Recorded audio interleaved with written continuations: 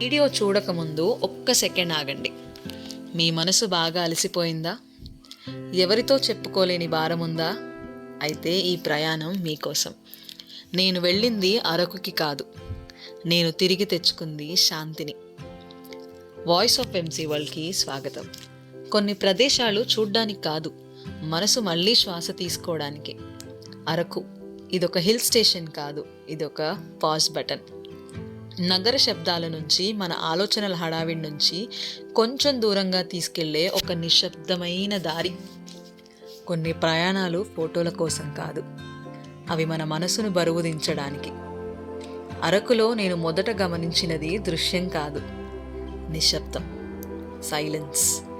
నగరంలో నిశ్శబ్దం అంటే భయం, కానీ ఇక్కడ ఆ నిశ్శబ్దమే ఒక భరోసా.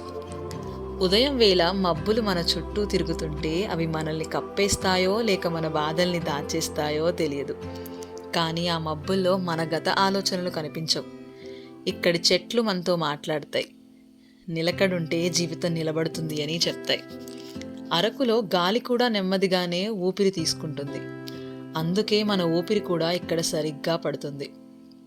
ఇక్కడ కాఫీ వాసన ఉంది, అది తాగడానికి కాదు, ఆ వాసనను గుర్తుపెట్టుకోవడానికి. ఆ వాసనతో పాటే పాత జ్ఞాపకాలు పైకొస్తాయి.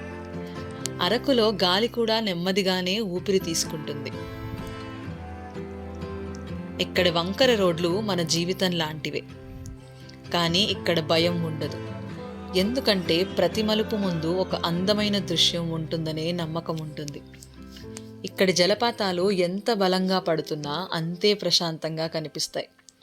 అవి మనకు నేర్పేది ఒక్కటే, ఎంత కష్టం పడినా మన స్వభావాన్ని మార్చుకోకూడదని. అరకు నాకు ఒక విషయం నేర్పింది. మనల్ని మనమే కోల్పోయినప్పుడు మళ్ళీ దొరకడానికి ఎవరూ అవసరం లేదు, ఒక్క ప్రదేశం చాలు. ఇక్కడ గడియారం పనిచేయదు, సమయం పరిగెత్తదు, అందుకే మన ఆలోచనలు కూడా ఇక్కడ పరిగెత్తడం మానేస్తాయి. అరకు నుంచి తిరిగి వస్తున్నప్పుడు ఒక చిన్న బాధ, ఇక్కడే ఉండిపోతే బాగుండేది అని. అరకు నాకు ఇచ్చింది ఫోటోలు కాదు, ఫాలోవర్లు కాదు, వ్యూస్ కాదు, కానీ అరకు ఇచ్చింది ఒక ప్రదేశం కాదు, ఒక అలవాటు. తక్కువలో సంతోషించాలన్న అలవాటు, మనసుని వినాలన్న అలవాటు. మీరు ఎప్పుడైనా మీ మీద మీకే భారంగా అనిపిస్తే, ఎక్కడికి వెళ్ళలేకపోయినా ఈ వీడియోని మళ్ళీ చూడండి. కళ్ళు మూసుకొని ఒక లోతైన ఊపిరి తీసుకోండి. ఎందుకంటే అరకు ఒక ప్రదేశం కాదు, అది ఒక భావం.